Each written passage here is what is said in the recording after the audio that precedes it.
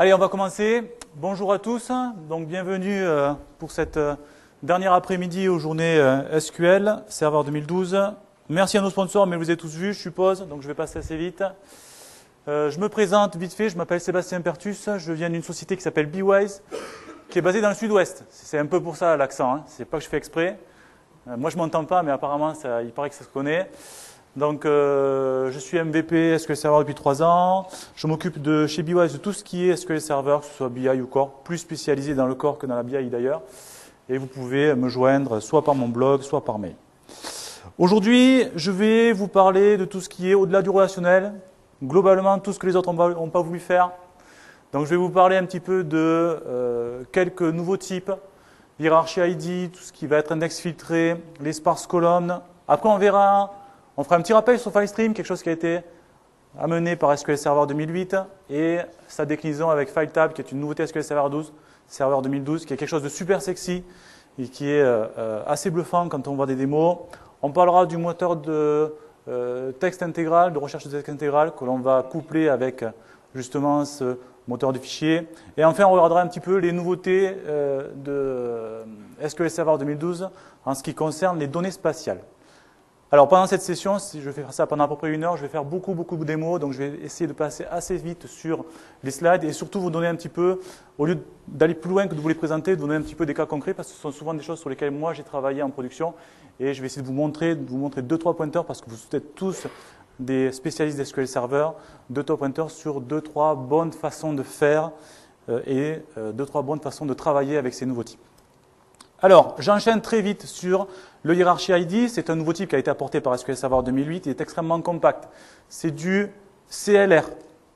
C'est-à-dire qu'en fait, derrière, il y a un type CLR qui a été rajouté pour pouvoir gérer ce nouveau type et ça permet de gérer des hiérarchies, comme l'indique un petit peu le schéma. Vous avez pas mal de méthodes à votre disposition qui sont des méthodes CLR que l'on va donc directement appeler depuis notre code Transact SQL.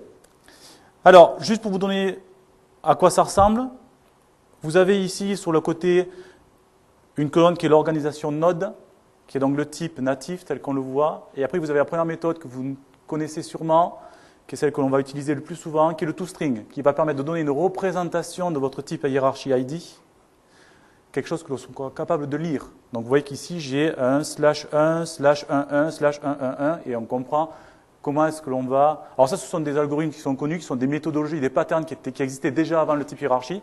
Ils n'ont fait que l'intégrer directement au moteur via ce nouveau type CLR. Voilà globalement à quoi ça ressemble. Alors ici, vous avez par exemple le /1/1/1/2/3, qui sont eux-mêmes des enfants du niveau dessus, qui lui-même est un enfant du niveau dessus, qui lui-même est un enfant d'une route, qui on va appeler ça le père de tous, l'entité supérieure, Dieu, que sais-je. C'est le seul et unique. Alors, vous avez pas mal de méthodes à votre disposition. J'enchaîne parce que je vais vous montrer tout ça par les démos. Vous avez pas mal de méthodes à votre disposition. Les plus utilisées, on va parler de getAncestor qui permet de récupérer un ancêtre en passant un paramètre un niveau. Si je dis getAncestor de 1, ça va me permettre de récupérer l'ancêtre qui est au-dessus de moi de niveau 1. Vous avez le isDescendantOf qui permet, avec une comparaison, de dire l'ensemble de tous les gens qui font partie de mon arborescence.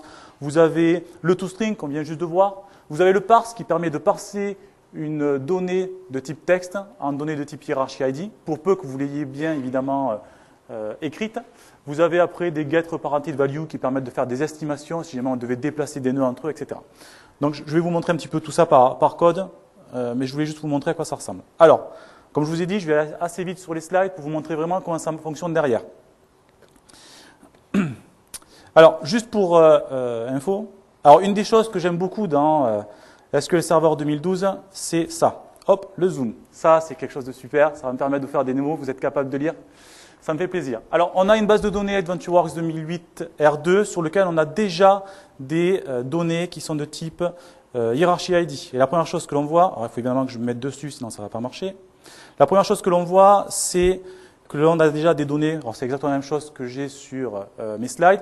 Deuxième, alors pas vraiment une deuxième méthode, mais ici vous avez une colonne qui est donc le level, qui permet de donner le niveau dans la hiérarchie. Si je suis au niveau -3, c'est-à-dire que j'ai 2 personnes au moins au-dessus de moi.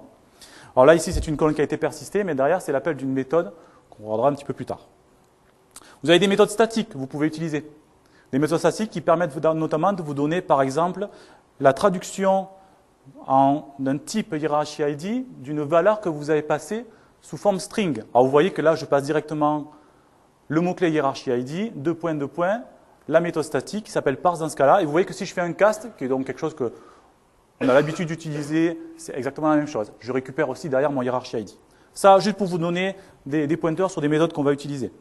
Vous avez aussi des méthodes statiques qui vous permettent de récupérer le nœud route. C'est-à-dire que si je récupère sur l'ensemble de mes données le nœud route, ça va directement me récupérer une seule ligne, qui est donc, on va dire, Ken, Monsieur Ken, parce qu'à ce niveau-là, on dit Monsieur, qui est donc le nœud de plus haut niveau. Donc toujours pareil, on peut faire évidemment du toString qui permet de récupérer exactement la même chose. On est OK. Allez, getAncestor. GetAncestor, c'est une méthode qui va permettre de récupérer l'ensemble des gens qui sont soit au-dessus de moi, soit au-dessous. En fait, si on dit, si moi je veux récupérer les gens qui sont mes ancêtres, je vais donc récupérer les gens qui sont au-dessus. Et si je dis, je veux récupérer l'ensemble des gens dont je suis l'ancêtre, c'est-à-dire que je vais récupérer les gens qui sont tout au-dessous de moi. Et en paramètre, on va lui passer quel est le niveau. Donc ici, si j'ai monsieur, alors je les appelle tous monsieur /4/2. Dans 5 minutes, je dirai monsieur 4.2, ça ira plus vite qu'avec le slash. Si je récupère monsieur 4.2 ici, que je mets ça dans une variable que j'ai déclarée qui s'appelle employé, et que je récupère l'ensemble des ancêtres de niveau 1 qui sont des ancêtres de moi-même ici, qu'est-ce que je récupère? Hop, je récupère l'ensemble de tous les gens qui sont juste en dessous de moi, de niveau -1. Donc je suis 4.2, je récupère donc 4.2.1, 4.2.2, 4.2.3, 4.2.4, etc. Si maintenant je fais à l'inverse la même chose en récupérant directement mon employé, en lui passant mon employé, pardon, alors du coup il faut que je prenne tout, hop, ici, que je récupère tout ça, et que je dis plutôt de récupérer mes ancêtres, donne-moi l'ensemble des gens qui sont au-dessus de moi de niveau 1, et bien je vais directement récupérer, alors du coup cette fois-ci ça va être la deuxième ligne, la personne qui est juste au-dessus de moi, qui est monsieur /4. Jusque-là, tout le monde suit, ça va? Ok, allez, on continue. Donc ça, c'est pour vous donner globalement des méthodes que vous allez pouvoir utiliser. Après, vous avez d'autres méthodes. Si jamais je veux récupérer l'ensemble de mes descendants, eh bien, je vais pouvoir utiliser, par exemple, une méthode qui s'appelle isDescendantOf, qui va me permettre de récupérer non pas le niveau n-1 de l'ensemble de mes filleuls, on va dire, mais l'ensemble de tous mes filleuls qui sont en dessous de moi. Donc là, ici, on voit qu'il n'y a qu'un seul niveau. Mais si jamais j'avais plusieurs niveaux, on aurait récupéré autant d'enfants que j'en ai jusqu'à la fin de mon arborescence. Et enfin, vous avez le getLevel ici qui va vous permettre de récupérer ce niveau-là sur chacun. On voit qu'ici, le getLevel, j'ai appelé directement la méthode. Et cette colonne-là, je l'ai persistée dans la base de données. C'est pour ça qu'au-dessus, dans mon premier script, j'avais directement appelé ici une colonne qui est une colonne calculée. Donc ça me permet d'avoir ce genre de truc-là. Hop, reviens avec moi. Alors après, il y a des méthodes un petit peu plus complexes qui sont par exemple getDescendant. Alors getDescendant, ça permet de récupérer ma descendance, mais pas forcément celle dont on a vu tout à l'heure avec le getAncestor. Ça permet de récupérer des descendants qui sont placés entre telle borne ou telle borne. Si jamais je demande de récupérer le descendant à partir de 1,2, qui soit entre 1,2,1 et 1,2,3, il va normalement me récupérer 1,2,2 si je ne m'abuse. Ça permet de récupérer des bornes, de définir des bornes et de dire, ben voilà, récupère-moi le descendant qui soit situé entre telle borne et telle borne. Si jamais je ne passe pas d'argument sur... Alors juste un petit truc, ici, entre 1,2,1 et 1,2,3, je récupère 1,2,2. Si je passe 1,2,1 et 1,2,2, là on se dit, mais qu'est-ce qu'il va pouvoir récupérer? Je suis entre 1, je suis entre 2, je ne sais pas trop comment je vais faire. Donc si on lui demande d'exécuter ce genre de code-là, qu'est-ce qu'il va nous donner? Il nous donne quelque chose qui est 1,2, alors je vais faire un petit zoom, qui est 1,2/1.1. Donc ce n'est pas toujours très normalisé tout ça, hein. Ce n'est pas forcément... des choses qui sont déductibles comme ça, c'est pas sûrement 1, 2, on peut avoir des données qui sont 1.1, 1.2.3, 1.454, etc. Donc ça, bon, vous vous en occupez pas, mais c'est lui qui est capable de le gérer et il n'y a pas de problématique si vous êtes déjà entre deux nœuds qui sont potentiellement en train de se suivre.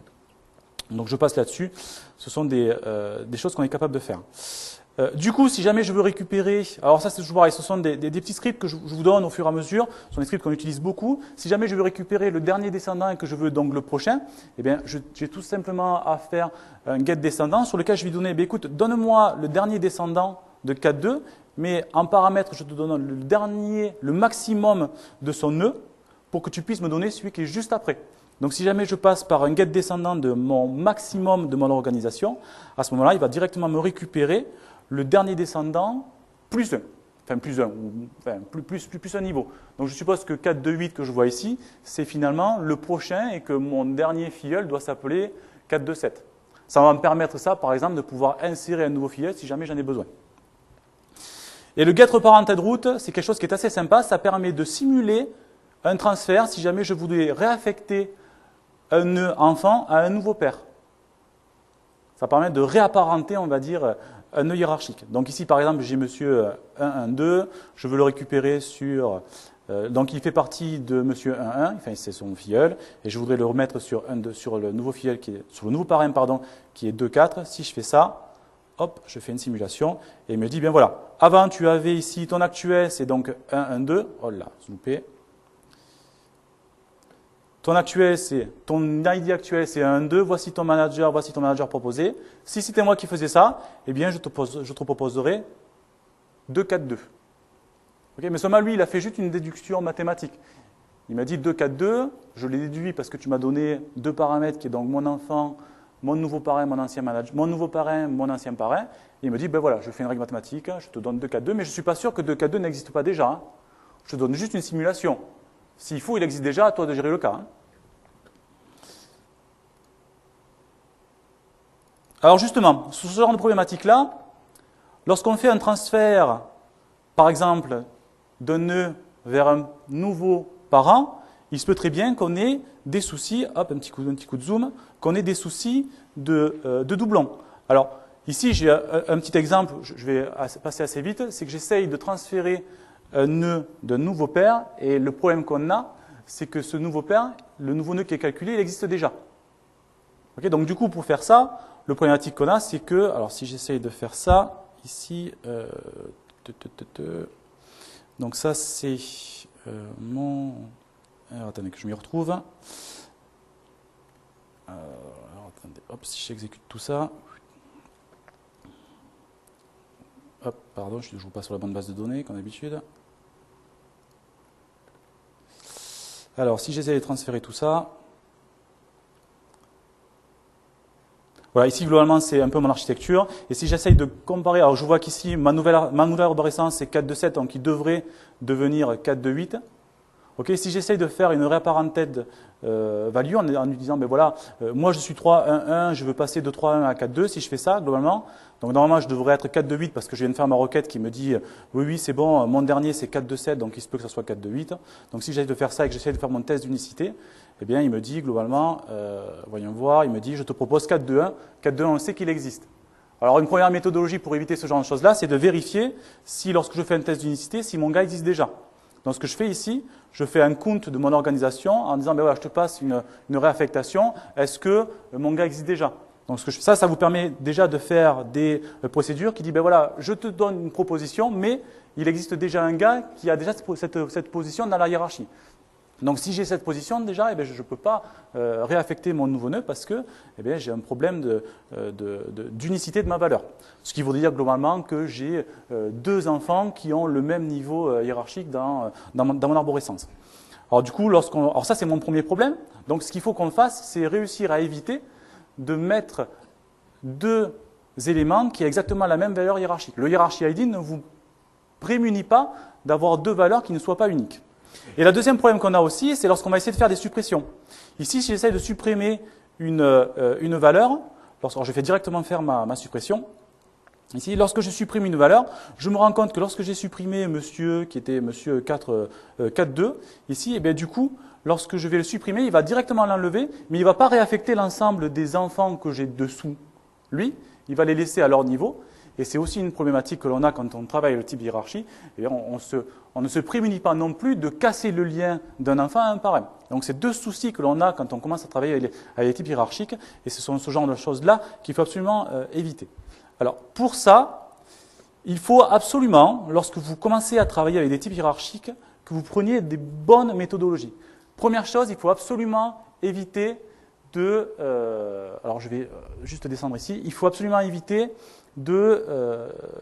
d'avoir des enfants fantômes sans parrain. Alors ce que j'ai fait, moi je me suis rajouté une colonne persistée comme le level qui permet d'avoir directement, après je mets une clé externe qui permet d'avoir directement un lien sur mon parrain, ce qui fait que du coup, si jamais j'essaye de supprimer un enfant et que ce monsieur a un parrain, eh bien il va me dire, non, un content d'intégrité, je ne peux pas supprimer, il faut que tu te débrouilles autrement. Donc à ce moment, il faudra qu'on fasse un transfert de l'ensemble de tous les enfants pour pouvoir les mettre au niveau du bon parrain et ensuite, enfin, pouvoir supprimer. Et après, la deuxième chose, c'est aussi de mettre une contrainte d'unicité sur ma colonne pour éviter d'avoir deux enfants qui sont avec le même hiérarchie ID, puisqu'on a vu qu'on était capable de facilement rajouter un élément qui est donc déjà un hiérarchie ID existant. Hein, puisque ce type-là ne vous donne pas ce genre de contraintes uniques. Donc c'est ce que j'ai fait ici, j'ai rajouté un ensemble d'éléments qui va permettre de me prémunir de ce genre de choses-là. Après, j'ai rajouté aussi un index non cluster à largeur prioritaire. Je vais juste y revenir après sur le slide, je vous montrerai à quoi ça ressemble. Donc après, au niveau des solutions, je vais juste y passer dessus très vite. Je vais juste vous montrer du code sans trop l'exécuter. Au niveau du transfert, par exemple, ce qui est intéressant de faire, c'est avant de vouloir faire un transfert, il suffit juste de récupérer le dernier enfant libre pour le nouveau parrain, comme on l'a vu tout à l'heure en faisant un max de mon organisation, ce qui est ici, et après de mettre à jour l'arborescence de mes nouveaux enfants qui sont donc affectés à mon nouveau parrain, et une fois que j'ai fait ça, de lancer la suppression, non là c'est juste un transfert, et une fois que j'ai fait ça, j'ai donc réussi à transférer mes enfants de premier niveau, après tout va être répercuté sur l'ensemble de l'arbre, directement à mon nouveau parrain. La suppression c'est un peu plus compliqué, la suppression, le souci qu'on a, c'est que l'on veut juste pouvoir supprimer un élément, mais pour pouvoir le supprimer, il faut que je prenne l'ensemble de tous mes nœuds fils. Alors je peux très bien avoir en dessous de moi 3 fils, et ces 3 fils-là, il faut les réaffecter à un nouveau parrain, qui sera sûrement le mec qui est juste au-dessus de moi. Ces 3 fils-là, il faut donc que je les parcours chacun et que je les retransfère à mon nouveau parrain. Donc du coup, ici, lorsqu'on fait une suppression sur le type hiérarchique, on veut éliminer carrément, physiquement, un gain de mon arborescence, il faut donc, alors là, je n'ai pas trop le choix, je vais donc faire exactement ce que j'ai fait tout à l'heure, c'est créer un curseur, uniquement parcourir, alors attention, je ne parcours pas tout l'arbre de ma hiérarchie, je ne parcours que les premiers niveaux qui sont juste en dessous du gars que je veux supprimer.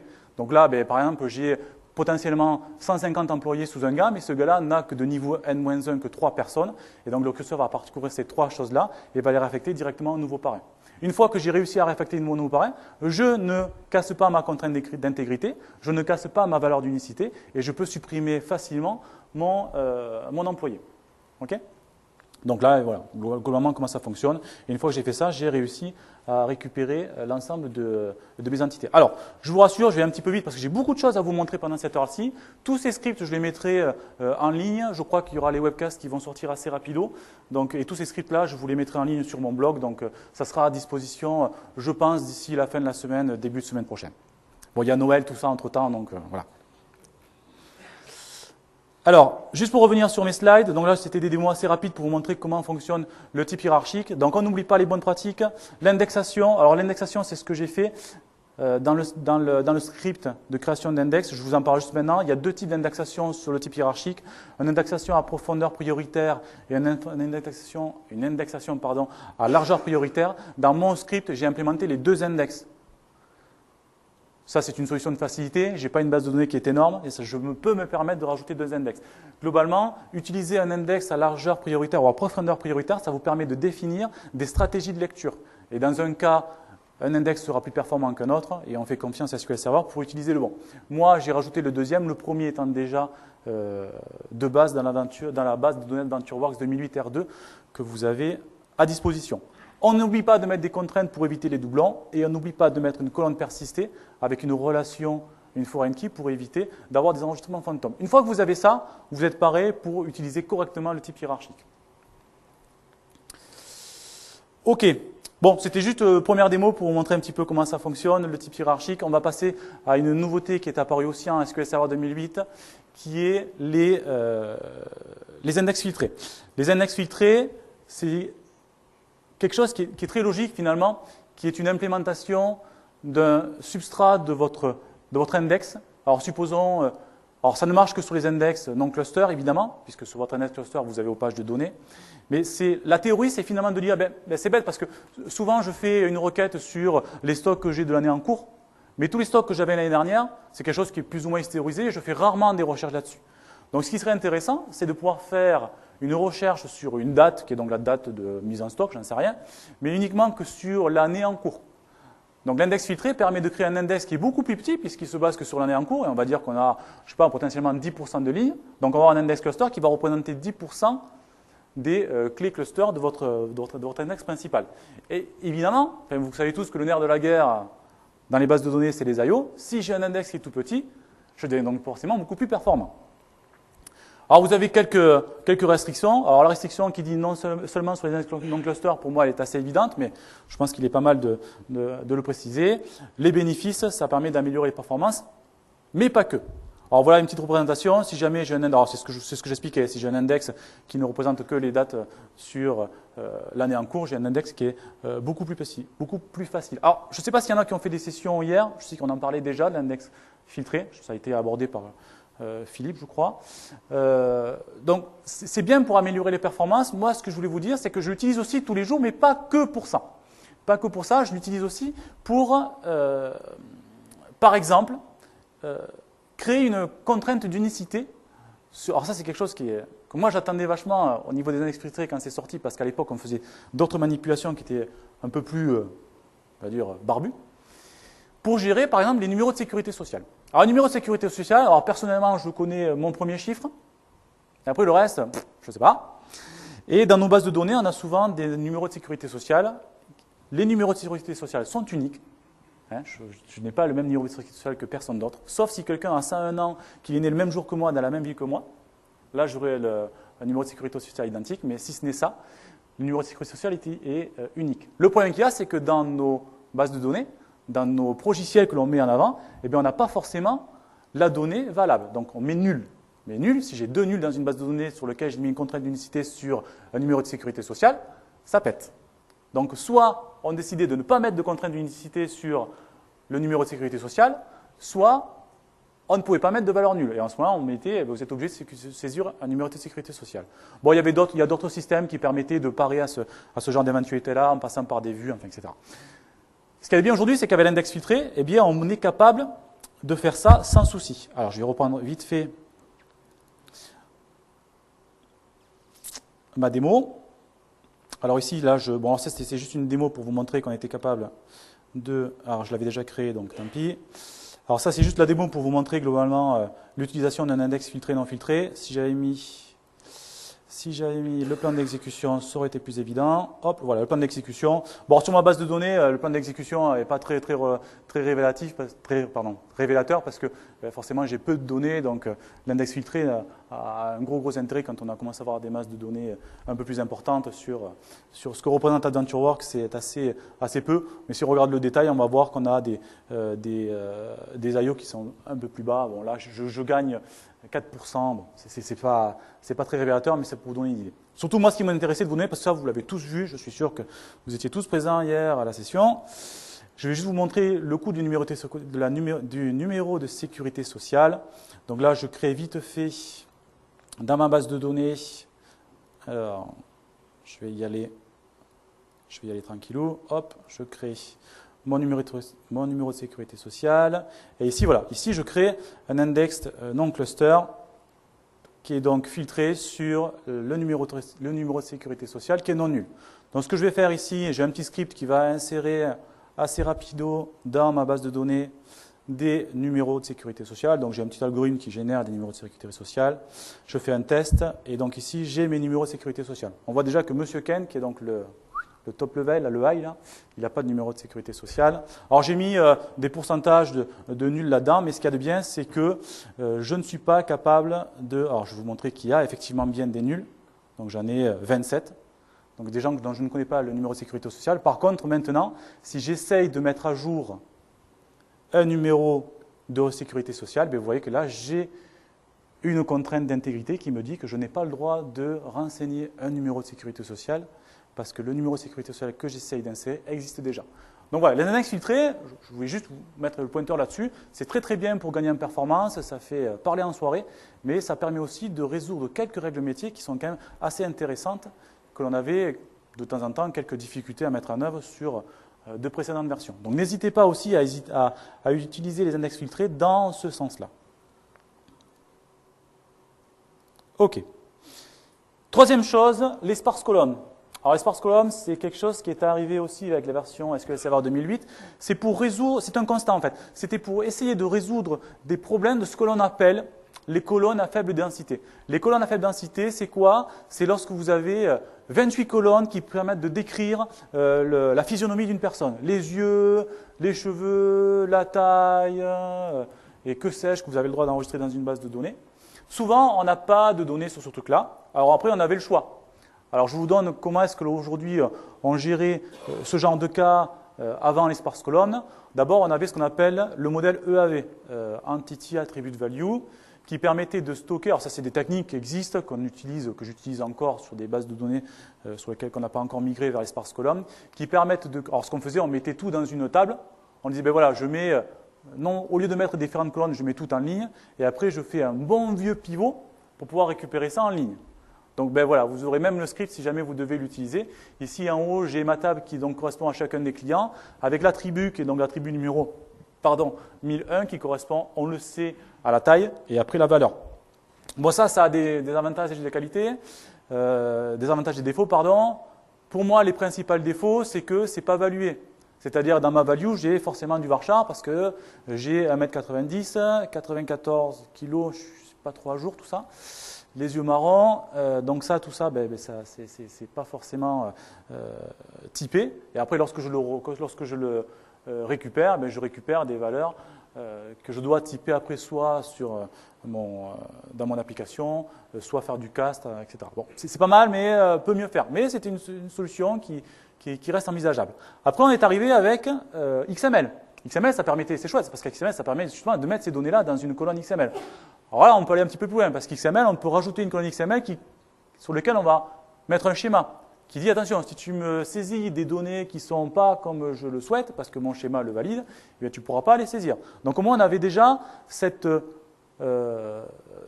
solution de dire, ben ouais, au moins, je mets un schéma XML, je n'ai pas cette table entity value attribute qui, n'est pas super, mais par contre, après, lorsque j'insère les données, il faut que j'y aille avec des scripts SQL qui insèrent des données XML. Donc ça, c'était pas forcément... alors c'est pas mal, hein, ça permet globalement de récupérer des données qui sont bien. Et après, surtout, ce qui est pas mal, c'est qu'une fois qu'on a inséré ça, eh bien, on peut récupérer des données directement XML que l'on peut requêter. Alors, je vous donne aussi la requête pour pouvoir la voir. Alors là, il faut connaître un petit peu les requêtes XQuery pour la voir en ligne, mais on arrive exactement au même résultat. Sauf que là, ce qu'il y a de bien, c'est qu'on n'a pas une table supplémentaire et en plus, nos données sont typées, puisqu'elles sont typées grâce à notre schéma. Et ça, SQL Server, il sait faire. Et voilà, j'ai exactement la même chose avec des données qu'on appelle les données de faible densité. Sur ce constat, on s'est dit, bon, XML, c'est pas mal, mais peut mieux faire. Et puis, ce que j'aimerais, moi, c'est pas être obligé de forcément connaître le système de requêtage avec des values du XQuery. Et l'insertion, ça me paraît un peu compliqué. Donc, on a dit, ce qu'on va faire, on va créer des colonnes, mais on va les marquer avec un attribut particulier qui est sparse, qui dit c'est une colonne de faible densité. Si jamais tu as une valeur nulle, eh bien, tu stockes rien et on sait que c'est nul. Donc, ce qui va permettre quoi? De pouvoir insérer plein de colonnes. Alors, vous savez qu'en plus, depuis SQL Server 2008, on est capable de mettre je ne sais plus combien de colonnes dans une table. Alors, moi, j'ai fait des exemples avec 10 000 colonnes, donc ça marche très bien. Bon, si un jour vous avez 10 000 colonnes dans vos tables, appelez-moi, je vous expliquerai comment faire pour vous en passer. Mais en tout cas, vous êtes capable de le faire. Et après, on s'est dit, XML, c'est bien. Ce qui serait pas mal, c'est que l'ensemble de ces 10 000 colonnes, si jamais je veux les récupérer, ce serait pas mal de pouvoir les récupérer soit sous format XML, et lorsque je fais de l'insertion, ne pas être obligé d'insérer tout ça sous format XML. Et c'est là qu'intervient sparse column qui permet de faire ce genre de mécanique. Alors, pour pouvoir insérer des sparse columns, eh bien, il suffit juste d'indiquer que vous avez une colonne sparse. Alors, soit vous faites ça par script, évidemment, soit vous avez dans Designer, vous avez une petite propriété sur chacune de vos colonnes qu'on ne voit jamais, qui est un isparse, vous mettez vrai ou faux, et votre colonne devient une colonne de type sparse column. Et après, vous n'avez plus qu'à rajouter l'ensemble de vos colonnes dans votre table. Alors, c'est marrant parce que pour ceux qui ont connu les vieilles versions, à l'époque, on disait, c'est bien, je vais créer une table où je vais mettre 28 colonnes, comme ça, si jamais j'en ai besoin de 20, j'en aurai 8 qui ne serviront à rien. Je les appelle col 1, col 2, col 3, col 4, je mets 4 varchar, 18 int, 3 booléens, et ça passera. On revient un petit peu à cette méthodologie-là, mais comme elles sont sparses, elles ne sont pas stockées en dur, et vous avez encore des données qui sont de faible densité, mais qui ne prennent pas de place dans vos bases de données. Alors, juste pour information, j'ai fait des tests sur ma machine, ma pauvre petite machine ici, et j'ai computé un petit peu tout ça. Donc, d'abord, j'ai mis beaucoup de données et j'ai mis peu de colonnes. J'ai juste rajouté 3 colonnes sparses et j'ai mis beaucoup de données. Alors là, ce qui est intéressant, eh bien, ça va être le nombre de pages qui sont écrites. Donc, quand j'ai un nombre de pages, donc le premier c'est 538, là où j'ai mis du sparse colonne, et dans la deuxième cas où je n'ai pas mis de sparse colonne, je suis à 615. Je ne sais pas si tout le monde voit bien, oui ça va pas mal. Donc là j'ai gagné à peu près 14-15% de place, donc ça correspond à un gain de performance relatif, mais c'est pour vous donner une idée. Et après ce que j'ai fait beaucoup de colonnes et peu de données, donc là je crois que c'est là où j'ai mis mes 10 000 colonnes, eh bien je me rends compte, alors là c'est pas finalement, comme j'ai peu de données, c'est pas le nombre de pages qu'on va regarder, mais c'est plutôt la taille moyenne d'un enregistrement dans mon fichier, et là par contre je gagne 180%, parce que dans un cas je suis à 4156, et dans l'autre cas je suis à 76. Donc là j'ai gagné 180% de place. Forcément, beaucoup de colonnes qui sont marquées comme sparse, donc on ne stocke pas les valeurs nulles, peu d'enregistrement. Ça paraît assez évident. Donc voilà où c'est que vous allez gagner de la place. Alors le souci que j'ai eu moi, alors je ne sais pas ce qu'il faudrait regarder, surtout là, j'ai fait un select étoile sur ma table. Alors ce qu'il faut regarder, alors je n'ai pas les bras assez longs, c'est le petit curseur que vous avez là, qui me dit le nombre de colonnes. C'est là où j'ai fait ma requête select étoile sur mes 10 000 colonnes que j'avais générées jusqu'avant. Et juste pour information, ça a mis 51 secondes à s'exécuter. 51 secondes sur ma machine, on va dire qu'on va diviser par 2 sur un gros serveur, ça ne reste pas du tout acceptable. J'ai 10 000 colonnes, bon, tout à l'heure, comme je dis, 10 000 colonnes, ce n'est pas forcément très judicieux, mais 51 secondes, c'est juste pas bon. Même si, pourtant, elles sont toutes marquées en tant que sparse colonne, hein, on est bien d'accord. Hein. Donc, ce qu'il y a, c'est que, bon, dans ce cas-là, on a un petit souci, c'est qu'on utilise une nouvelle technologie qui ne nous aide pas trop à récupérer nos données lorsqu'on fait un select étoile. D'où l'apparition d'une nouvelle colonne qui s'appelle le column set, qui est donc une colonne que l'on va taguer XML column set for all sparse column, donc ça veut bien dire ce que ça veut dire. Et dans cette colonne-là, donc c'est SQL Server qui va gérer ça pour vous, il va stocker l'ensemble de toutes les colonnes que vous avez, donc vos 10 000 colonnes, le résultat dans un champ XML qui va pouvoir vous donner en sortie. Ce qui permet quoi? Ce qui permet d'une chose, de plus avoir à faire des inserts avec du XML. Donc là, je continue à faire des insertions comme je fais d'habitude. Je fais un insert de ma valeur dans ma colonne. Et lorsque je récupère, que je fais un select étoile, eh bien lui, il va me renvoyer non pas l'ensemble de mes 10 000 colonnes, mais uniquement toutes les colonnes qui ne sont pas marquées en tant que sparse colonne, plus un champ XML sur lequel il n'y a que les valeurs de mes sparse colonnes qui sont non nulles. Du coup, ça me permet d'avoir aussi en plus la souplesse de dire, alors c'est pas du coup, c'est en plus vous avez la souplesse de dire, si jamais je veux quand même récupérer uniquement que les colonnes, parce que tout à l'heure vous avez vu que quand je récupère le XML, il faut que je fasse un machin attribute de 1.value pour récupérer la valeur. Non, non. Si vous faites un select étoile, vous récupérez l'ensemble des valeurs sous un format XML, mais par contre vous pouvez toujours continuer à faire un select, prénom, poids, yeux, donc comme je fais d'habitude, avec du SQL standard. Donc vous avez l'avantage de pouvoir utiliser des colonnes de faible densité, vous avez beaucoup moins de place réservée pour les valeurs nulles, et en plus vous avez la possibilité de récupérer soit un champ XML complet, soit de récupérer directement les valeurs sans avoir besoin de vous soucier du fait d'avoir à utiliser une syntaxe XML particulière. Donc vous avez tous les avantages et les inconvénients. Alors, juste pour en terminer sur les sparse columns, bon, il y a un gros intérêt sur les valeurs de type int, de type booléen, où on gagne vachement de place sur les valeurs nulles. Sur les varchars, moins, puisqu'on sait que les varchars, c'est une taille qui est non fixe. Donc, à vous de voir aussi le gain que l'on a sur la mise en place des sparse columns. Il y a deux, trois choses que l'on ne peut pas faire avec sparse columns. Je pense notamment à la réplication, mais je crois que sur SQL Server 2012, ils ont résolu le souci. Donc, il y a 2-3 choses à bien faire attention. Mais ça permet vraiment de gagner sur ce genre de modèle sur lequel on a tendance à avoir beaucoup de colonnes qui sont souvent nulles. Voilà, donc bon, ben là, pas trop de démos parce que finalement, vous mettez la case à cocher et puis ça fonctionne, hein, c'est pas très compliqué ça. Voilà. Alors, quatrième sujet, FileStream, FileTab. Alors toujours pareil, quelque chose qui est apparu au niveau de SQL Server 2008, c'est FileStream. FileStream, ça permettait enfin de pouvoir stocker efficacement nos var binary, nos binaires dans une base de données. Alors, vous avez tous travaillé avec enfin je suppose, enfin j'en sais rien, peu importe, avec des fichiers, avec des bases de données. Alors on a souvent eu plein de soucis pendant des années, on se disait où est-ce qu'on met les fichiers? Alors on va les mettre dans la base de données. Comme ça, au moins, on est consistant, parce que si jamais je récupère mon client, que je veux récupérer sa photo et son CV, ou, je sais pas, ou sa facture qui a été sous format PDF, c'est bien parce que j'ai tout en base de données. Seulement, ce qu'il y a, c'est que la base de données est grossie de plus en plus, et puis c'est pas très efficace, parce que chaque fois que je stocke une image et un PDF, que je veux le récupérer, eh bien, il faut que je charge tout en mémoire. Parce qu'il n'y a pas de streaming quand on met des valeurs dans une base de données. Ah ok, d'accord, très bien. Bon, on va changer fusil d'épaule. On met ça sur NTFS parce qu'NTFS c'est génial. On peut faire du streaming, c'est fait pour ça. On peut gérer beaucoup de fichiers et puis ça a été conçu pour ça. Ouais, d'accord, mais bon, si on met ça sur NTFS, le souci qu'il y a, c'est qu'on n'est pas super consistant parce que si jamais je supprime un client et qu'il y a quelqu'un qui a ouvert le PDF pour pouvoir le lire, ben pam, j'ai pas réussi à supprimer le PDF. Donc on se retrouve avec un PDF dans un répertoire qui est orphelin. Ah ouais, d'accord. Et puis hier, Monique, elle a supprimé la facture numéro Word 12404, mais qui appartenait à un client. Donc, dans la base de données, j'ai un client avec une facture 12404 que je n'arrive pas à ouvrir parce qu'elle a été supprimée. Bon, gros souci de consistance dans un sens comme dans l'autre. Enfin, dans un sens, puis dans l'autre, gros souci de place et de taille mémoire. Donc, FileStream, ça a été un petit peu ça qui est arrivé avec SQL Server 2008.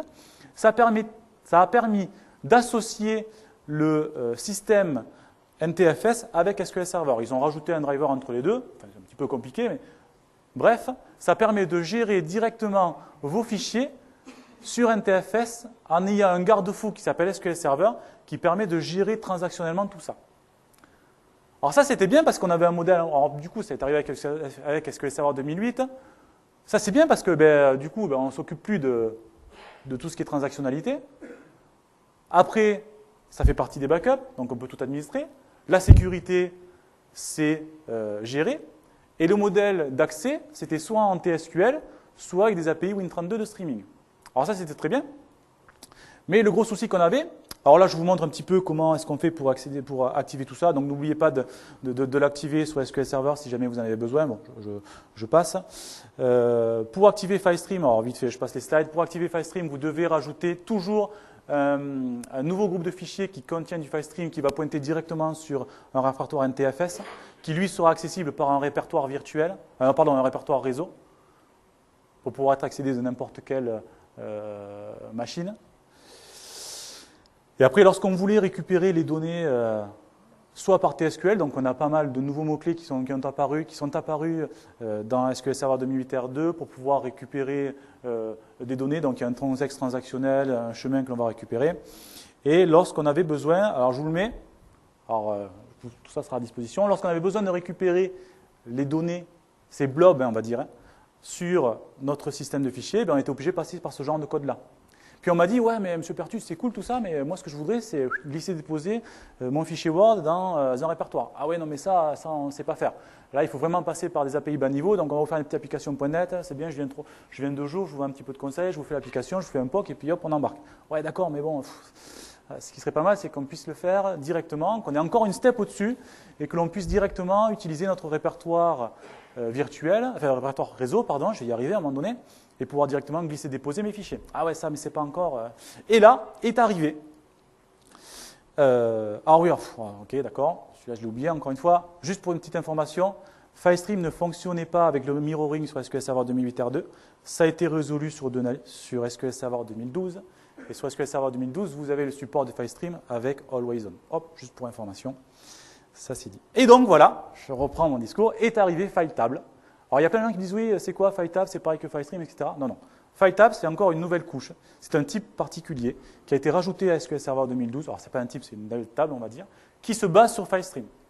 Ils ont juste poussé un peu plus le vis pour répondre à cette fameuse question de dire comment est-ce que je fais pour pouvoir gérer directement mes fichiers depuis mon répertoire, mon Windows Explorer. Mon explorateur Windows, pardon. Alors, je vais vous montrer un petit peu comment ça fonctionne. Lorsque vous avez un partage FileStream, d'abord, il faut savoir que vous avez un partage au niveau du serveur. Ma machine s'appelle MIM, M-I-M, et j'ai créé un FileStream qui s'appelle SQL 2012. Donc, j'ai un répertoire qui va s'appeler SQL 2012. Après, lorsque vous allez taper dessous, vous avez un répertoire par base de données. Donc là, AdventureWorks ou Northwind ou peu importe. Et après, vous avez, sur chacune des tables de Northwind qui contiennent un file table, vous avez un répertoire associé. Okay, donc l'arborescence est assez assez standard, on s'y retrouve assez vite. Alors, je vous fais une petite démo sur FileTab, c'est assez parlant. Hop, on vient ici. Alors, non, je crois que j'ai rien là. Donc, est-ce que ça c'est bon?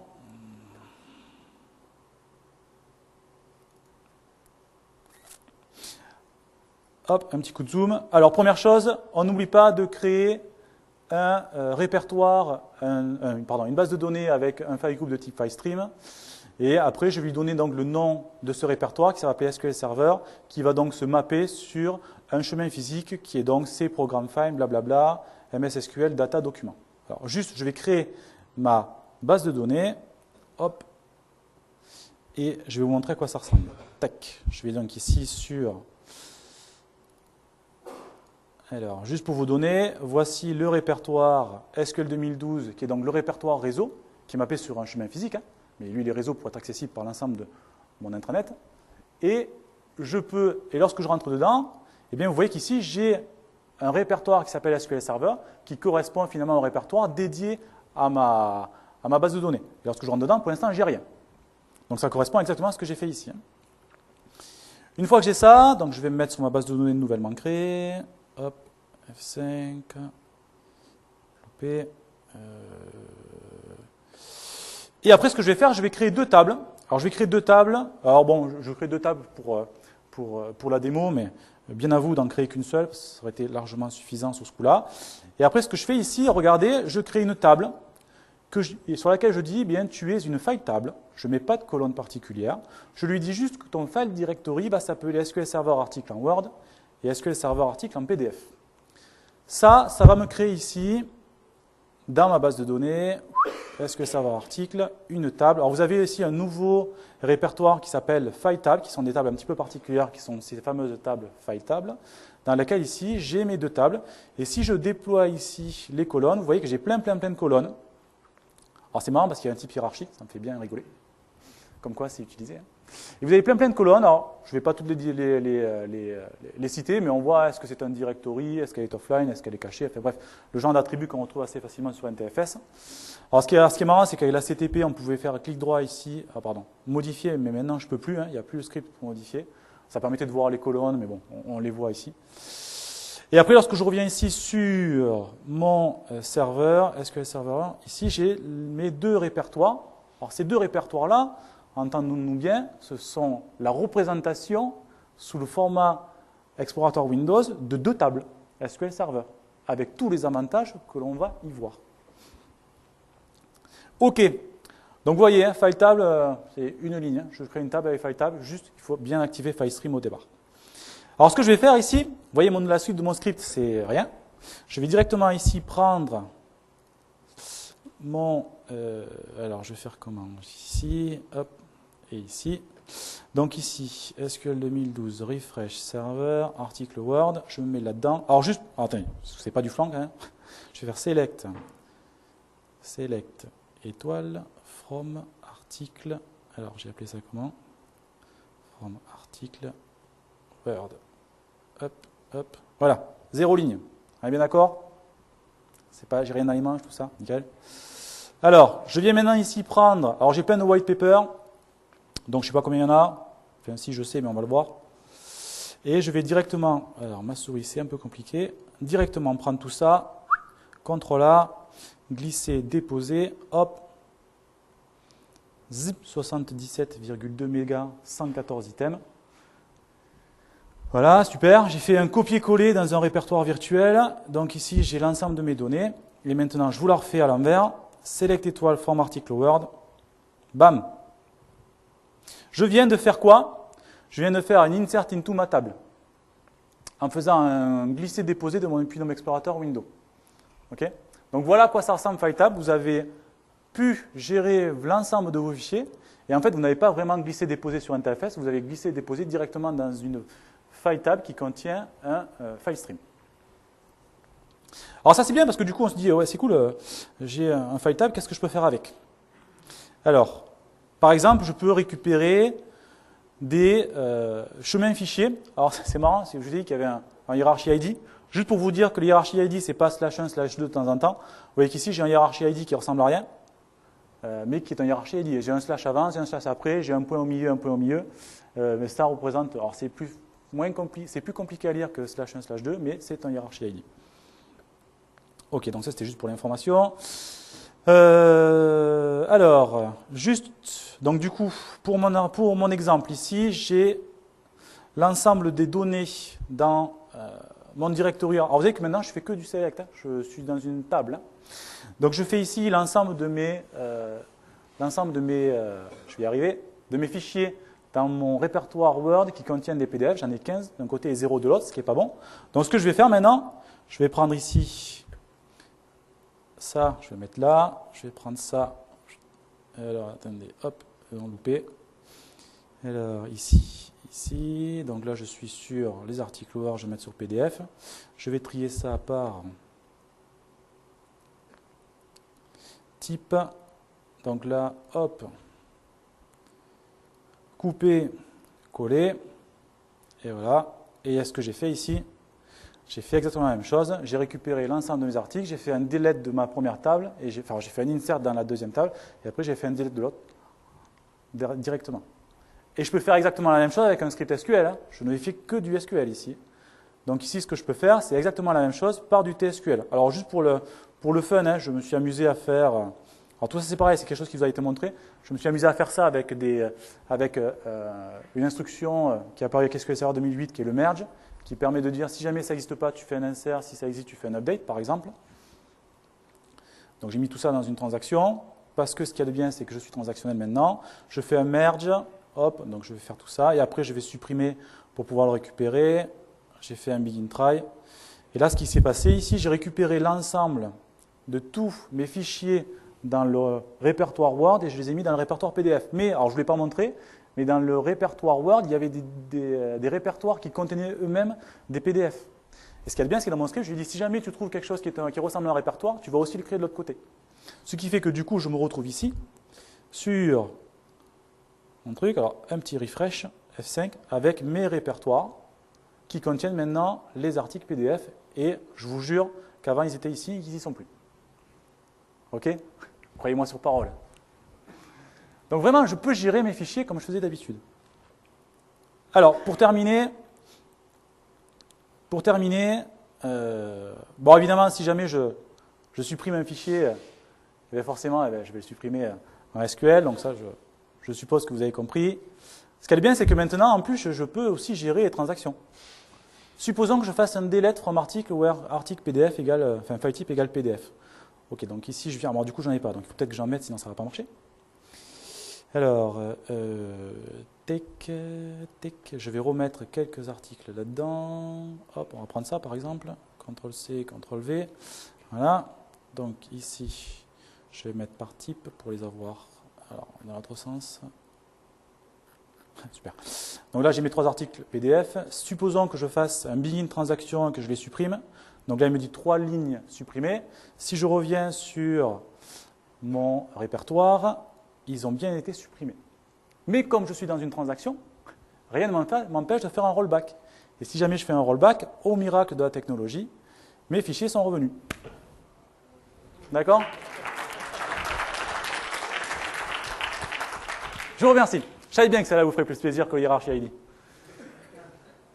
Ok, donc c'est vraiment enfin j'ai tendance à dire, on a enfin l'intégration complète. Alors pour ceux qui se rappellent, ils en avaient parlé il y a quelques temps. J'ai enfin l'intégration complète du système de fichiers dans SQL Server. Voilà. Alors, oui, j'entends des questions. Oui.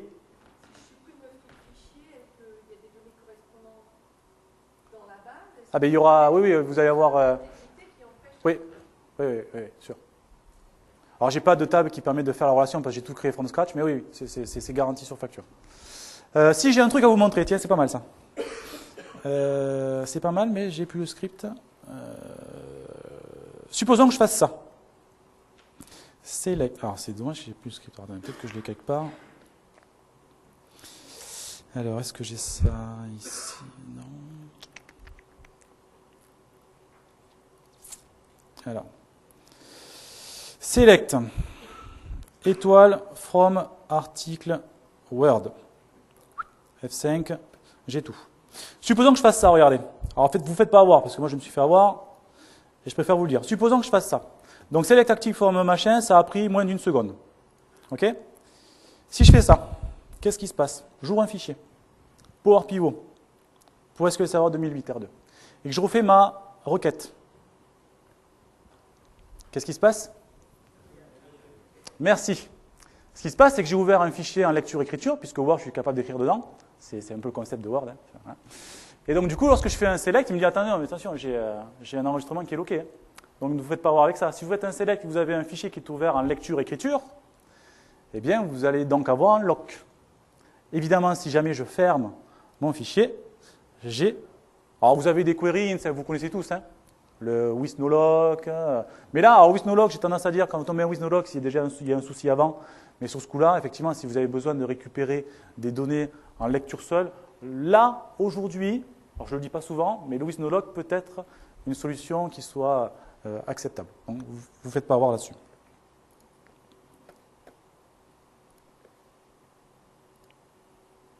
Ok, je vais continuer sur un autre sujet. Alors c'est bien parce que moi, je vais continuer sur FileTable, vu qu'apparemment ça vous plaît, qui est donc le moteur de texte, de recherche de texte intégral et la recherche sémantique. Alors, bon, juste pour revenir sur la petite histoire, le moteur de recherche intégrale a évolué sur SQL Server 2008. Il est devenu IFTS pour Integrated Full Text Search. Pourquoi? Parce qu'en SQL Server 2005, c'était un service complètement à part et on avait des gros soucis sur lorsqu'on était obligé de requêter les données. Par exemple, lorsqu'on faisait un requête dans laquelle on avait un where, eh bien d'abord, il faisait la recherche intégrale sur l'ensemble de tout le substrat. Donc, potentiellement, il faisait 99% de recherche pour rien. Et après, il récupérait ça dans SQL Server pour après appliquer la clause. Maintenant que la Full Text Search est entièrement intégrée dans SQL Server 2008 R2 et évidemment SQL Server 2012, eh bien, vous avez des requêtes qui sont beaucoup plus performantes puisqu'il va appliquer le prédicat en même temps qu'il fait la recherche de texte intégral. Tout ça, comme c'est intégré au moteur, vous avez accès directement à l'ensemble de tous les catalogues, des noise brokers, etc. Ok, juste pour petit rappel. Ils ont rajouté un nouveau système qui s'appelle la recherche sémantique dans SQL Server 2012. La recherche sémantique, c'est quoi? C'est permettre, alors je vous ai mis la définition Wikipédia, comprendra qui voudra, ça permet de récupérer, ça permet d'appliquer des algorithmes qui ont été pensés par des gens super compétents, qui permet de faire des algorithmes de recherche sémantique, qui permet d'avoir, par exemple, la recherche sémantique de mots-clés, qui permet de faire des comparaisons de mots-clés, pardon, qui permet de faire de la similarité. Je recherche l'ensemble des similarités qu'il y a entre deux recherches de type intégral. Donc ça, c'est une nouveauté SQL Server 2012. Et alors, vite fait, je vous montre un petit peu comment ça fonctionne. Aujourd'hui, vous avez un nouveau moteur. Vous avez, par exemple, des données dans des documents. Donc maintenant, on sait qu'ils sont dans FileTable. Lorsque je fais une analyse full text search, donc c'est le moteur full text qui vous l'a fait, il va mettre tout ça dans un index de type full text. Et en plus, il va créer aussi un index un peu particulier dans lequel il va mettre un index de type key phrase, dans lequel il va mettre des phrases clés qu'il va indexer, qu'il va répertorier pour pouvoir avoir après des matchs entre les deux pour vous donner des requêtes qui vont permettre de dire, ben voilà, pardon, si jamais vous faites de la recherche sémantique, je peux vous donner des similarités ou des mots-clés que vous avez en commun. Donc il y a un nouvel index qui a été créé pour vous. Bon, je vais vous montrer vite fait comment ça fonctionne derrière. On va dire côté pragmatique. Alors, première chose, lorsque vous installez SQL Server 2012, vous avez un nombre de ce qu'on appelle des filtres qui permet de récupérer, qui permet d'analyser certains types de documents. Moi, j'en ai 158. Lorsque vous installez SQL Server 2012 ou 2008, vous en avez une cinquantaine. Lorsque je fais ça ici, vous voyez qu'ici, moi, j'ai l'ensemble de tous les filtres qui correspondent notamment à PPT et PPTX, voire PDF. Lorsque vous installez la Full Text Search, vous n'avez pas ça.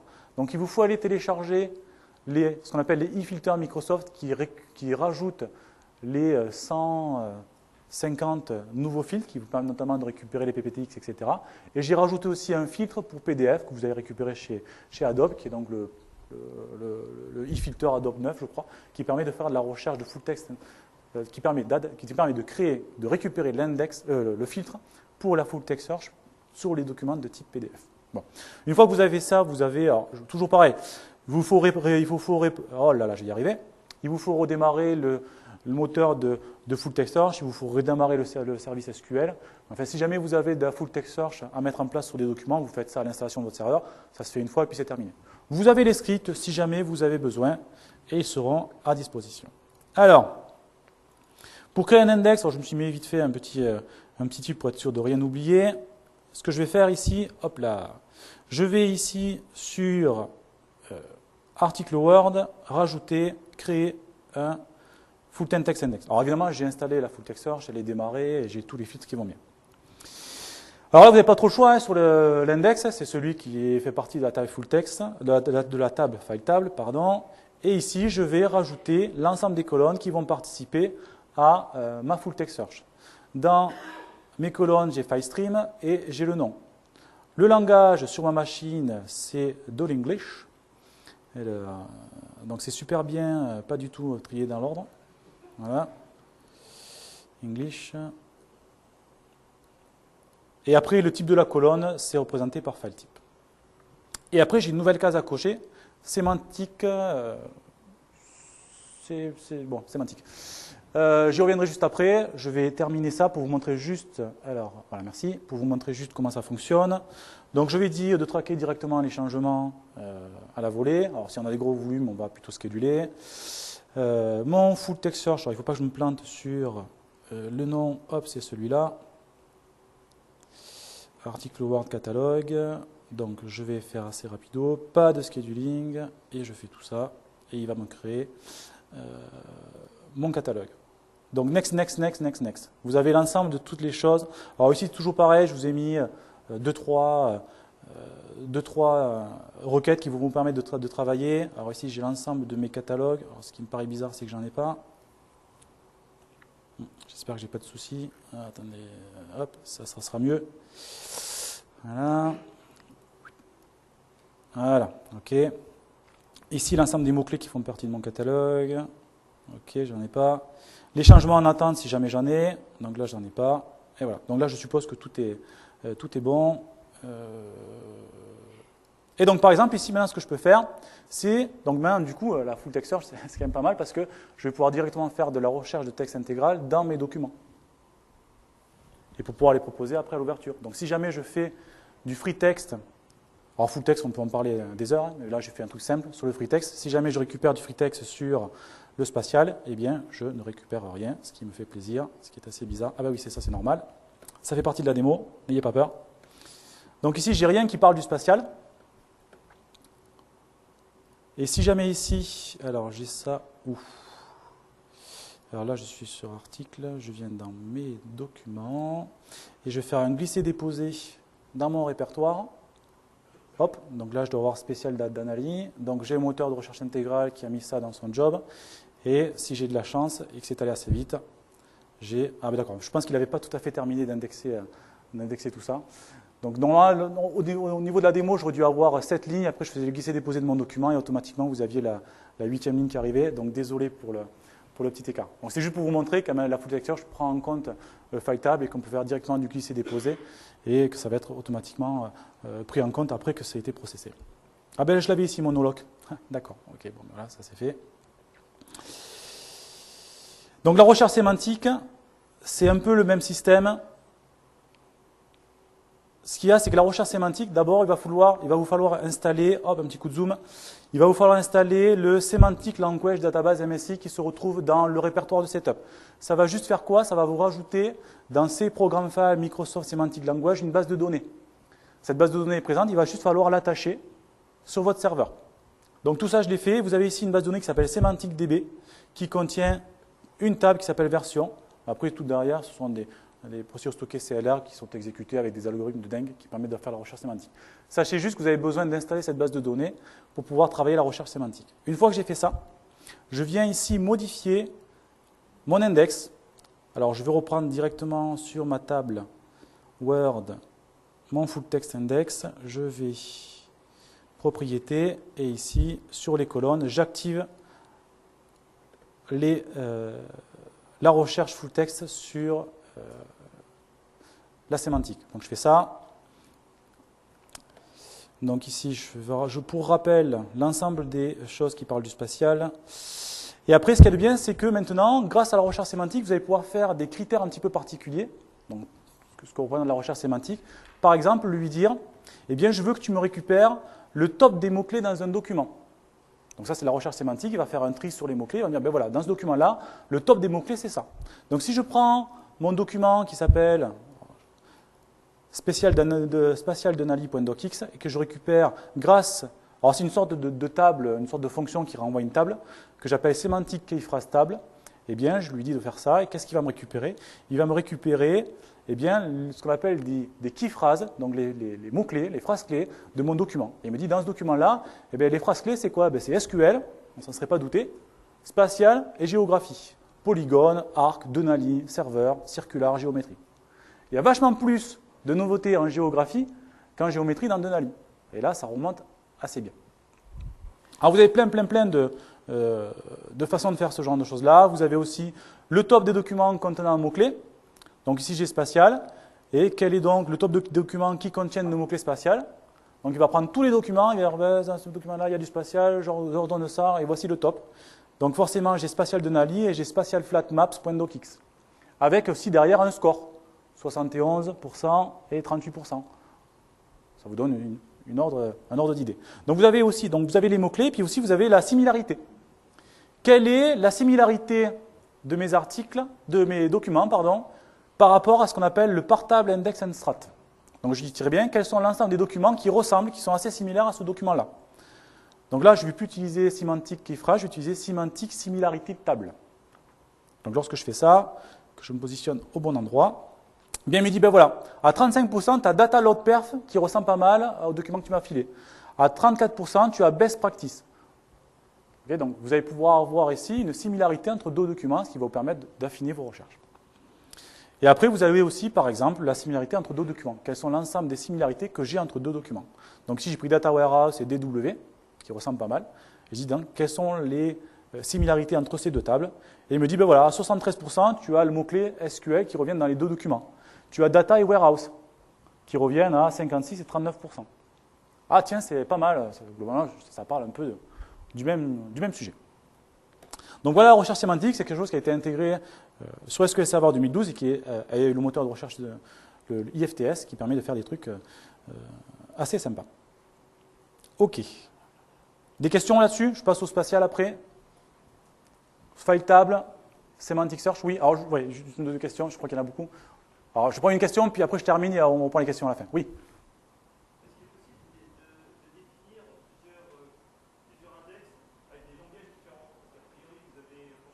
Oui. Oui, alors surtout sur la recherche sémantique, il faut installer des langages supplémentaires pour que lui, après avec tout ce qui est word breaker, noise breaker, etc., pour qu'il lui sache dire qu'un D' n'est pas forcément récupéré. Donc moi, je suis installation de base et je suis en anglais. Donc mais oui, il faut installer les composants différents sur chacune des langues. Bon allez, je termine, puis après je reviendrai sur les questions. Le spatial, petit rappel. Alors juste vite fait, je vais très vite sur le rappel. Le spatial, vous savez qu'on est capable de représenter notre chère Terre de différentes façons, soit en géographie, avec des coordonnées en latitude, longitude et des distances en mètres et des surfaces en mètres carrés, donc figure de gauche, soit de la géométrie, mais auquel cas, donc coordonnées Y, mais auquel cas on a des différentes projections, Mercator, Lambert, qui permettent de représenter la Terre sous une format plat, parce que ce n'est pas évident d'avoir une map bande dans sa voiture quand on essaie de se diriger, pour pouvoir avoir une représentation graphique de notre espace. Alors, juste pour information. Comment est-ce qu'on fait pour représenter le spatial dans une base de données? On utilise des vecteurs. Donc des lignes, des points, des polygones et des collections qui sont des collections de lignes, de points et de polygones. Ça, c'est ce qu'on avait en SQL Server 2008. Et avec un ensemble de points, on est capable de faire un cercle, par exemple. Les nouveautés 2012, eh bien justement, ces cercles, on les a enfin. On a le nouveau type qui s'appelle Circular String qui va permettre de créer des données circulaires. Vous avez les compound curves qui permettent de faire un ensemble de figures composées de curves et de lignes. Et vous avez les curves polygones qui permettent de créer des jolis trèfles, comme je l'ai fait dans ce superbe schéma. Toutes les méthodes existantes fonctionnent avec ces nouveaux types. Que ce soit compound curve, que ce soit intersect, que ce soit, etc. Tout ça fonctionne avec ces nouveaux types. Et évidemment, tout ça fonctionne aussi sur une ellipsoïde qui est la représentation la plus simple de la Terre, que ce soit circular string ou line string. Okay, donc toutes les fonctions fonctionnent, c'est le cas de le dire, avec ces nouveaux types-là. Donc voilà, petit récapitulatif, ST union, enfin, toutes celles qu'on utilise en général. Enfin, vous avez les colonnes persistées de type spatial dans SQL Server 2012. Enfin, c'est pour moi. Ce qui évite d'avoir ce genre de problématique. Je fais un update de ma table dans laquelle j'ai des coordonnées latitude, longitude pour pouvoir avoir une nouvelle colonne qui contient mon type géographique. Le problème, c'est qu'après, si jamais je mets à jour mes latitudes, longitude et que j'oublie de mettre à jour la colonne qui va à côté, j'ai donc deux données qui sont fausses. Enfin, en tout cas, une des deux n'est pas bonne. Si j'ai une colonne persistée, vous mettez à jour directement votre latitude, longitude, vous avez automatiquement le point qui correspond qui est mis à jour. OK? Très bien. Vous avez des nouveaux index. Le géographie autogrid. Alors pour ceux qui ont fait de l'indexation avec SQL Server et les données spatiales, vous avez plusieurs niveaux à paramétrer, donc low, medium et high. Donc on ne sait jamais trop, donc on met medium parce que medium c'est plus mieux que low et c'est plus moins bien que high. Donc on met medium partout et puis ça fonctionne. Avec l'autogrid, c'est SQL Server qui va analyser votre table et qui va dire ben oui, pour ce type-là, vous avez surtout que des points, et ben c'est bien de mettre du MNMNM pour que ça fonctionne. Donc maintenant, les anciens index qui fonctionnent toujours, évidemment, on appelle ça des index manuels. C'est la version polie pour dire c'est des index que vous ne devez plus utiliser, mais qui sont gardés pour la compatibilité. C'est exactement les mêmes index, sauf qu'ils sont manuels et que l'autogrid va vous permettre de faire ça beaucoup plus simplement. Il y avait 4 niveaux sur les index, on est passé à 8. Je ne l'ai pas mis. Si, je l'ai mis. Ça utilise 8 niveaux au lieu de 4, donc ce qui permet d'être un peu plus performant. Ok, donc après il y a pas mal de nouveautés, je vais assez vite, il y avait des hints d'amélioration qui dans certains cas particuliers permettent de gagner en performance. Vous avez la compression accessible, alors ça c'est bien parce que sur les données spatiales ça a tendance à prendre pas mal de volume, donc vous avez la compression accessible que ce soit en row ou en page sur les index de type spatiaux et des améliorations de performance sur les méthodes les plus utilisées et vous avez des nouvelles méthodes. Alors voilà l'ensemble de toutes les nouveautés des méthodes. Alors je ne vais pas toutes les énumérer, je vais vous montrer en démo, ça sera plus parlant, mais vous avez plein de nouveautés sur les méthodes. Vous avez le slide, ça sera enregistré, vous l'aurez, je vous le filerai. Alors, juste les démos là-dessus. Sur le spatial, les nouveaux types. Alors je me suis amusé à faire exactement la même chose que dans mes slides. Vous avez ici, hop, un petit coup de zoom, le nouveau circular string. Donc là ici je donne 3 points. Et j'ai un superbe arc. Pourquoi est-ce que je donne 3 points? Parce que si je donne 2 points, le premier et le deuxième, et que je ne lui dis pas dans quel sens il doit aller, vers le haut ou vers le bas, eh bien, il ne sait pas trop. Donc je lui donne 2 points, et puis je lui donne un point intermédiaire pour dire, ben voilà, c'est vers le bas. Si j'avais donné 6 cartes, il aurait fait dans ce sens-là. Okay, après, vous avez aussi si jamais je donne plus de points, eh bien, je donne plus de points, notamment le 4-1 qui revient à la fin. Donc si je donne des points qui se rejoignent, forcément, qu'est-ce que j'ai? Eh bien, j'ai un superbe cercle. Voilà. Ok, donc après, si je fais exactement la même chose, donc je prends celui-là, et que je fais une union entre G1 et G2, dans lequel j'ai... Alors, je ne sais pas si on le voit très bien, mais en fait, j'ai exactement les mêmes coordonnées, sauf que dans un cas, j'ai fait circular string, dans l'autre cas, j'ai fait line string. On voit bien que j'ai 4 points qui sont identiques. Dans un cas, ça me donne un cercle. Dans l'autre cas, ça me donne un superbe losange. Donc c'est exactement la même chose, sauf que vous avez soit une ligne, soit un circular string. Donc mon joli trèfle, donc voilà, ça m'a pris 5 minutes pour le faire, mais j'y suis arrivé. Vous avez un joli trèfle qui est donc l'ensemble des circular strings qui correspondent avec les coordonnées qui vont bien. Donc après on peut faire des polygones. Donc les polygones, c'est donc exactement la même chose. Ok, si je ne fais pas select, ça ne va pas marcher. Donc voilà, hop, superbe polygone qui donc contient deux line string, un circular, et dans lequel je lui dis de faire ce qu'on appelle un curve polygone qui va donc le remplir, c'est pour ça qu'il est bleu. L'assemblage des deux entre mon joli trèfle et mon curve polygone, tout ça aussi, ça fonctionne. Ok, oui, il ne faut jamais mettre de point virgule après le go, ça m'apprendra. Donc ici, vous avez la même figure qui est donc mon curve polygone et l'autre. Voilà, je vais aller plus vite. Donc la petite tache blanche au milieu, c'est parce qu'en fait, comme ils se croisent tous les deux, l'intersection fait que c'est dissocié. Donc ma surface, c'est uniquement que ce qui est en bleu. Donc après, vous avez d'autres petites méthodes. Hop, ici, qui sont donc ST union, ST intersection, tout ça, ça continue à fonctionner avec vos données, avec vos types spatiaux. Donc ici, vous avez le ST union, donc là, on voit que tout est bleu, hein, parce qu'on a pris l'union des deux. Vous avez ST intersection, qui est juste la partie qui était au milieu. Donc je récupère que l'intersection des deux. Vous avez la différence, qui est donc la différence du premier par rapport au deuxième. Donc là, il rentrait dans une certaine track, dans ce truc-là qu'on vire. Et après, vous avez le sim différence, qui va récupérer, qui est l'inverse de l'intersection, qui récupère tout ce qui n'est pas commun. Je vais vite. Les nouvelles méthodes. Ah, un truc qui est arrivé qui est super. Alors là, je vous montre comment on faisait avant pour faire de l'agrégat. J'ai une base de données GeoName dans laquelle j'ai l'ensemble des EUREA, donc globalement qui sont les départements français sur, toujours pareil, master, hop, ça sera mieux. Donc là, l'ensemble des départements français qui sont des types géographie, donc ce sont des polygones, hein, si ce n'est qui représentent la France. Et avant, comment on faisait pour dire, ben ouais, moi je veux juste un polygone qui représente la France en entier. Et là, il n'y avait pas d'agrégat au niveau select, on pouvait faire qu'un agrégat sur un type que je passais.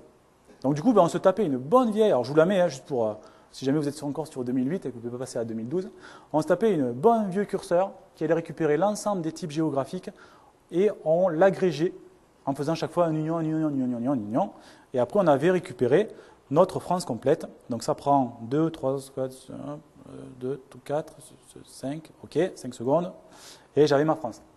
C'était donc le polygone complet.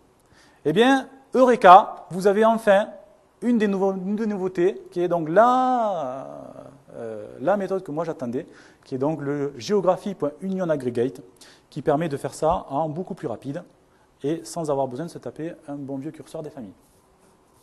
Ok, donc vous avez pas mal de méthodes comme ça qui sont arrivées. Alors je vous montrerai juste celle-là parce que bon, ben, celle-là est assez épique dans les demandes qui ont été remontées à l'équipe SQL Server sur les données spatiales. Dernière petite démo. Je suis à la bourre, hein, non, pas trop, si, ça a l'air. Juste pour vous montrer l'utilisation des nouveaux index. Alors, je vous montre juste les scripts. D'abord, passez votre base de données en compatibilité SQL Denali, première chose, pour pouvoir utiliser ces nouveaux index. Voilà comment est-ce qu'on faisait pour gérer un ancien index, un MNM-NM16, donc avec 4 niveaux médium et 16 objets par cellule. Avec l'autogrid, vous n'avez plus besoin de vous gérer ça, c'est lui qui va le faire pour vous. Avec autogrid, vous dites, voilà, vous faites width, using géographie autogrid, 128 éléments par cellule, et lui, il va savoir s'il faut qu'il fasse du MNMNM ou du HHHH. La même chose avec la data compression, pour pouvoir utiliser. Alors après, j'avais fait une petite démo pour voir si je gagnais énormément en temps. Donc, pour vous donner une petite idée, alors, ok, je suis toujours sur master, hein, c'est ça. Voilà. Pour vous donner une petite idée, et je terminerai là-dessus, j'ai 7 988 000 enregistrements dans cette table. Dans cette table, j'ai donc des données, alors notamment la plus belle ville, une des villes de France.